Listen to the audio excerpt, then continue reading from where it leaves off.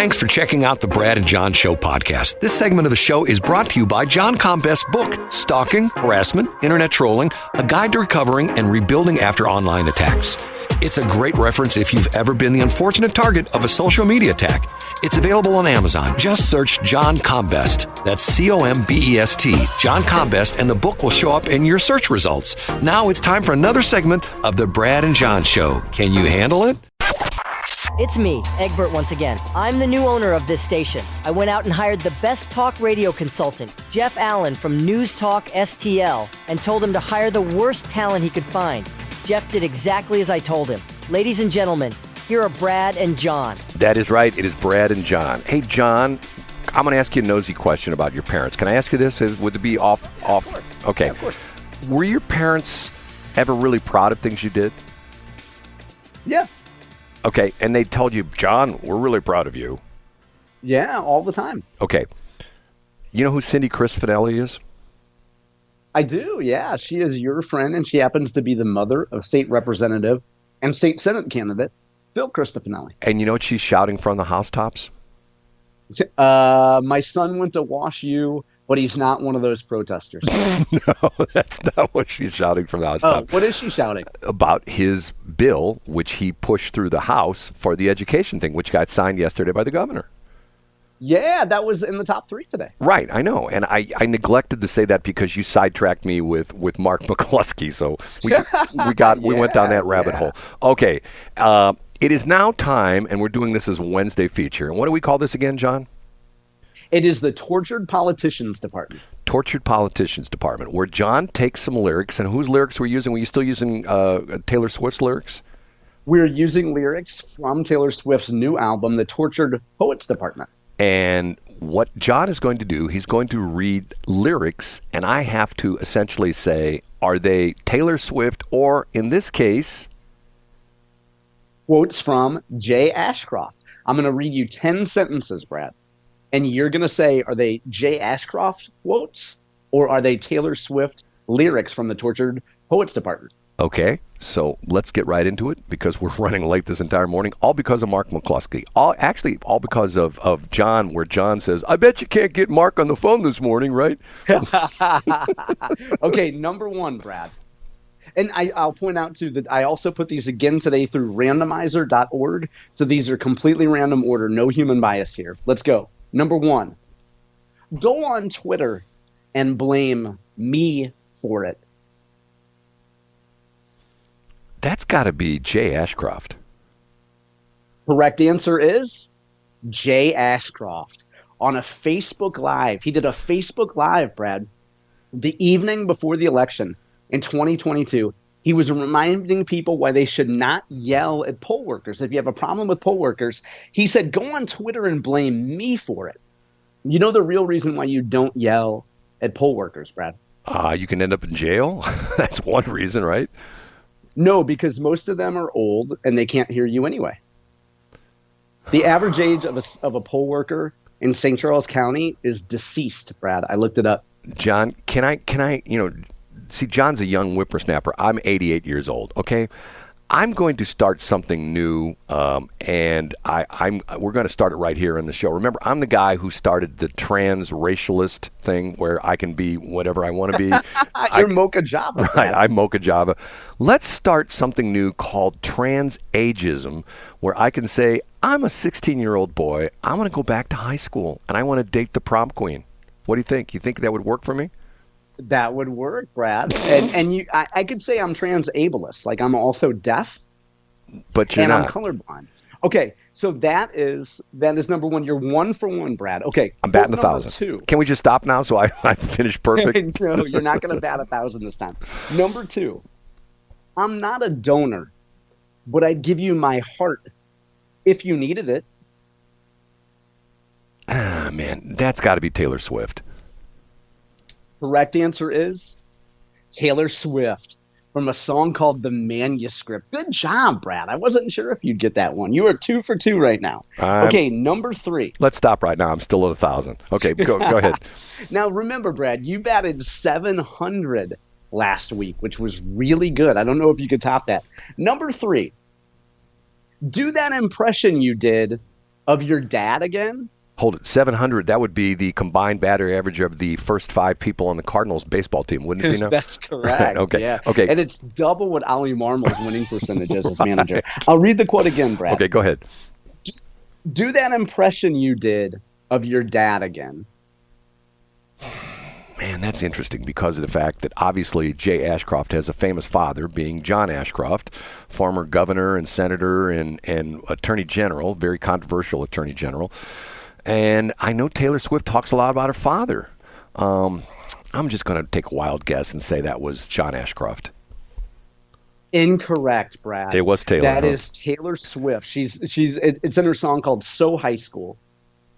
Interesting. Well, do that impression you did of your dad again. Okay, number 4, Brad. You're 2 out of 3. You're batting .666. You're batting the devil's mark right now. Number 4. Looking for headlines because you want to move up. Jay Ashcroft? Correct. Yes. Now, surprisingly, that was not in this campaign for governor. You would hear him. You could picture him saying that to, say, a Bill Eigel. He was actually doing a Missouri Chamber of Commerce interview talking about the Republican primary for Secretary of State back in 2016. Okay, good job, Brad. You are officially batting .750 right now. Okay, number 5. Next one. Number 5. Talk about that. My mother will not like you. Taylor. Incorrect, Brad. Oh. That is Jay Ashcroft. He was having a friendly little chat with Scott Fawn on This Week in Missouri Politics way back in 2015. Scott said something about the fact that, maybe his dad might run, or maybe his dad should be president. John Ashcroft should be president. And Jay said, talk about that. My mother will not like you. Interesting. Okay, that one was wrong, but you can turn it around here, Brad. Number 6. You can go drown your sorrows, and we can get on with our lives. That's got to be Taylor Swift. You are absolutely incorrect, Brad. That is Jay Ashcroft on a Facebook Live. He was talking about what happens after an election if your side loses. You can go drown your sorrows and we can get on with our lives. Well, I'm at 500 right now. See, when he's not reading from prepared remarks, he could be pretty funny. I interrupted you, Brad. What did you say? I said I'm at 500 right now. I'm falling quickly. So we're up to number 7. Number 7. You come back behind the curtain and say, what about this? I'm going to stick with Taylor Swift again. You are incorrect. God. Yeah, that is Jay Ashcroft. He's talking about, if you're a poll worker and you got questions. I thought it was really interesting phraseology, Brad. You come back behind the curtain and say, what about this? Could have definitely been Taylor, though. Could have definitely been Taylor. Okay, number 8. They knew the whole time that I was on to something. The family, the pure greed. Well, I'm going to keep my losing streak alive and say Taylor Swift again. That is correct. That is in her song called Cassandra. Yes, I was kind of hoping, Brad. I was being a little tricky, hoping maybe you thought I was talking about the Biden family and the Biden family greed. Okay, you nailed that one. We got 2 more left. Number 9. You knew what you wanted, and boy, you got her. You knew what you wanted, and boy, you got her. Well, once again, I would say that sounds like Taylor Swift. Correct. That is her song, So High School. Man, I thought that was going to throw you for a loop, Brad. Okay, what are we batting right now as we go into number 10? By my count, you have 1, 2, 3, 4, 5. I'm 5 and 4. You're 5 and 4. Okay, here's the last one. Number 10. They have their friends over to drink nice wine. Taylor Swift. Correct, Brad. Very good. That is from her track, I Look in People's Windows, which is also a good way to get arrested. They have their friends over to drink nice wine. You could be talking about the Republican establishment. You could be talking about the liberal media. You could be talking about people who carry St. Louis Public Radio tote bags. You could just be talking about rhinos, Brad. But in fact, it is indeed Taylor Swift. So you went 6 for 10, Brad. You batted 600 this time out. Man, put me out there in the field with the Cardinals. I can help the team, right? I mean, Yeah, very good, Brad. Well done. Nicely done. Okay, talk about something, and I haven't talked about this, matter of fact, in a long time. The Hoffmanns, if you know who the Hoffmanns are, who is it? Jerry and what's his name? John Hoffman. They originally were citizens of Washington, Missouri, grew up in Washington, Missouri. I think she had money, he didn't. Supposedly he claimed he lived in a house that had no plumbing, which I find hard to believe, but that's a whole nother story. Okay, they went off and became very rich. Matter of fact, he's on the Forbes list of billionaires. I guess it's been 3 or 4 years ago where they swept back into town and they started buying everything in sight. They started buying all the wineries. They started buying this. They bought all sorts of businesses in Washington as well as in the St. Louis area. They bought Jet Limousine, a bunch of other different things. Now things have started going backwards, okay? Where there's been controversy about things. As a matter of fact, remember Joe Brazel was involved in this, one of the counties, St. Charles County councilman, where apparently a lot of people were complaining to Joe about things that were not being done, things were not being paid, people were not being paid for work they did for the Hoffmanns.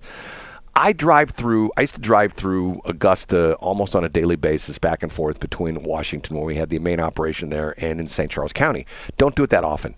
Yesterday afternoon, I got done with the Business Expo, and thank you, Ron Emlin, another great show. I think the next one's coming up in November 6th, so mark your calendars for that. So I had some problems in Crappville at our Crap transmitter site on Highway 47. So I took the 94 route, and I drove through Augusta. And John, I'm going to ask you a question. A, did I have a tremendous traffic jam with all the people who are flocking to Augusta, who are just so enamored with the fact that the Hoffmanns had done such incredible things with Augusta? Or B, could I have driven on 94 at about 90 miles an hour and not had to pass anybody from essentially Defiance all the way into Dutso? Give me your answer. The answer is C. There was a traffic jam, but it was for Klondike Park. No, the answer is A. People were not flocking to Augusta because the Hoffmanns developments have been so successful. Okay. Yesterday afternoon was a nice spring afternoon, May the 6th, night, or 6th? No, 7th. Today's the 7th yesterday. Today's the 8th, okay? Nice spring afternoon, okay? There was at one point in time where I probably went for like 5 or 6 minutes and nobody passed me going the other way, and I could look in my rearview mirror, nobody behind me, look out in front of me, and it's windy. Sometimes you only have like maybe about a quarter-mile visibility in front of you, but for the most time you got a good half to maybe three-quarter-mile visibility in front of you, especially if you're on the Matson Flats. You can see a good mile and a half at points there. Nobody around. And I go through Augusta, and I'm going like, there's nobody anywhere. I'm going like, what the hell happened? You know what I mean? This was supposed to be... Yeah, I do. But, isn't this... as an outsider, Brad, knowing nothing about the Hoffmanns throughout this whole period of time, except for what I've heard from you and read in the Washington Missourian, is this just a case of people had a ton of money, they tried a bunch of business ventures, they did not execute, they either did not execute correctly, or the economy was not in a great shape when they began some of these developments, or whatever you want to say, and it failed, and so what? I don't think... Is it just an example of... doesn't that happen throughout the country, though? But I don't think it's where you say they didn't execute correctly. I think it's more of a case of they didn't execute. And matter of fact, what's interesting about it is that they talked about one of the controversies, and the Channel 4 people did a couple of in-depth things on this, did a really good couple pieces on this. And I also read some other stuff as well, too. I think it might have been the Post-Dispatch. And one of the interesting things was one of the problems that St. Charles County had, and I don't mean to put words in the mouths of people that I'm not going to mention any names, but one of the problems that St. Louis County had was that they were complaining about the fact that people were saying, hey, how come guys aren't letting the Hoffmanns build their amphitheater or their new hotel? And the reason was they never applied for a permit. In other words, they were telling everybody, we're going to build this golf course, we're going to build this amphitheater, we're going to build this hotel, but yet they never applied for a permit. They never went to planning and zoning. The same issue with what was it? Was it a spot for them to land their helicopter? Yeah. Or what was that story, Brad? They didn't do the proper permitting? Well, no, the crazy thing was then they bought...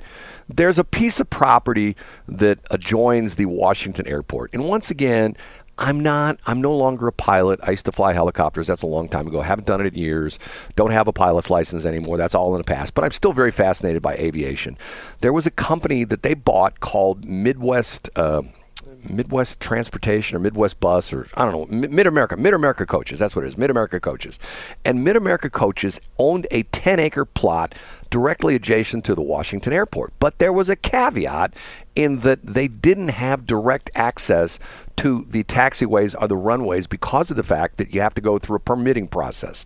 You know, the airports are always, even though that airport is owned by the city of Washington, the ultimate, say-so of what you do with an airport is the federal government, the FAA. And if you ever drove back there, and I did, they had a Jersey barrier. I don't know who put that up, but they had a Jersey barrier that blocked there was like a paved area from the Mid-America Coaches hangar onto the runway, the taxiway at the regional airport, okay? So in other words, you couldn't take a plane from the hangar, and I don't know why it was there. Maybe they're illegally, what night they drove the airport across the grass, or the airplane across the grass and got on the runway. I don't really know. But they bought the property, and the interesting thing for me was they bought the property, and the city of Washington knew nothing about them buying the property and nothing about them saying what they did. And they say, oh, we're going to build a helicopter landing pad there. We're going to build an FBO. We're going to have a fueling station. We're going to have, we're going to sell trinkets. And the city of Washington is going like, we don't know anything about it. And the problem was they never got permission from the FAA. So guess what? When you drive along Highway 47, where that piece of property is, guess what's sitting out by the highway on Highway 47? Guess what's sitting there right now, John? Two guesses. What's that? It's a sign, and guess what the sign says? For sale. Yes, that's what it says, for sale. Yeah. So they bought all this crazy stuff, and look at us. They bought the Emmaus home. They're going to turn that into some huge, fancy, schmancy place. They're selling the Emmaus home, a bunch of the places they sold in Washington. Now, I get what you're saying, that when you get into the billionaire class, you can just do things that you and I would go like, I can't believe they're doing that. Yeah. But let me interrupt, though, Brad. Like, doesn't this seem like something where instead of hiring with that much money, instead of hiring a group of professionals that do nothing but government relations and no regulations, do you think it's a case of billionaires saying, look, I'm an expert on just about everything. I can make everything work. I can just do it myself and hire a handful of people, and we'll knock it out. When really they should have turned over a lot of these tasks to people who are actually experts in these fields. And John, you know that field very well because of the fact that you worked for a company, you worked for Monsanto. That's exactly what Monsanto did, right? If they were in a situation where they needed to get government approval, they just didn't go down the hallway and go, hey, Jim, the maintenance guy, come over here. We're going to have you in charge of this project to put in this new chemical system we're going to build, right? That would never happen, right? Never. We wouldn't issue a press release without knowing where we're going, where we're going to be a year down the road, 3 years down the road. Can somebody from government come out and say, we didn't know about this? Like, that's the worst possible outcome. You just look like a bumbling idiot. See, and thank you for saying that, because when I read that report, read that report in the Missourian, and I know the guy, he's not my buddy, but if I walk into his office, he knows who I am and I know who he is. I believe the name is Craig Hellman, who runs the Washington airport.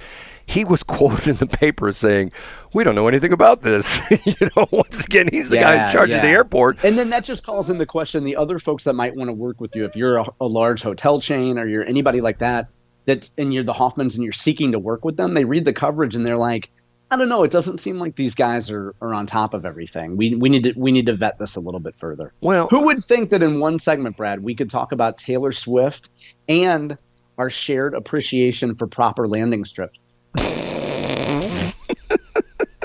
Now, I'm of the age, Brad. I came of age in the 90s when, like, nothing was paved. You get what I'm saying? Like, there wasn't much landing strips there. Like, the whole thing was kind of a jungle. You know what I mean? John. Airports in Washington we're talking about. Now, I'd prefer to have the whole thing paved. It's 2024, right? Or maybe a little landing strip. But some days it's just a free-for-all, Brad. You know what that sound was right there? What's that? For this you shall drink bitter waters. Yeah, you've just been chastised by Moses. He's not happy with you. Okay. I deserve that. Okay. Talk to you tomorrow, John. Bye, guys. Thanks for checking out the Brad and John Show podcast. This segment of the show is brought to you by John Combest's book, Stalking, Harassment, Internet Trolling, A Guide to Recovering and Rebuilding After Online Attacks. It's a great reference if you've ever been the unfortunate target of a social media attack. It's available on Amazon. Just search John Combest. That's Combest, John Combest, and the book will show up in your search results. Now it's time for another segment of the Brad and John Show. Can you handle it?